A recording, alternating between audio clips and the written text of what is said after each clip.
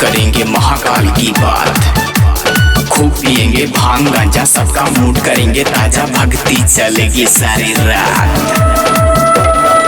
और दूर करो सिगरेट बीड़ी, अब ना लाओ हमरी भीड़ी, अब करेंगे महाकाल की बात।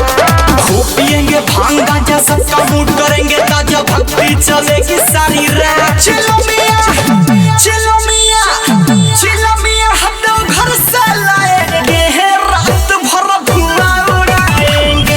चलो मचंडी घर से लाएंगे रात भर धुआं उड़ाएंगे।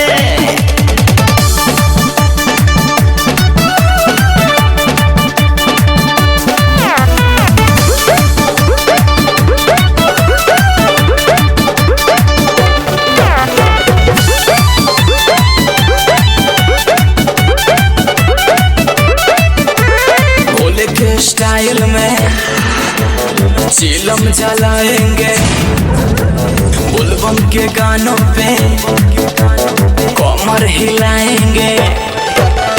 भोले के स्टाइल में चिलम जलाएंगे, बुलबम के गानों पे कमर हिलाएंगे।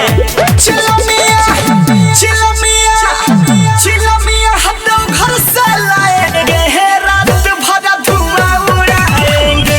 चिलो मियां, हम लोग घर से लाएंगे रात भर धुआं उड़ाएंगे।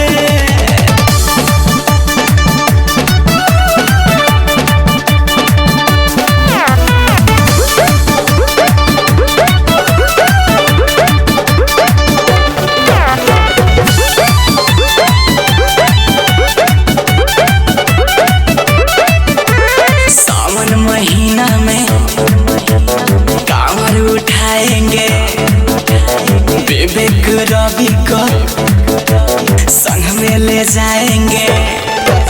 सावन महीना में कांवर उठाएंगे, विवेक रवि को संग में ले जाएंगे।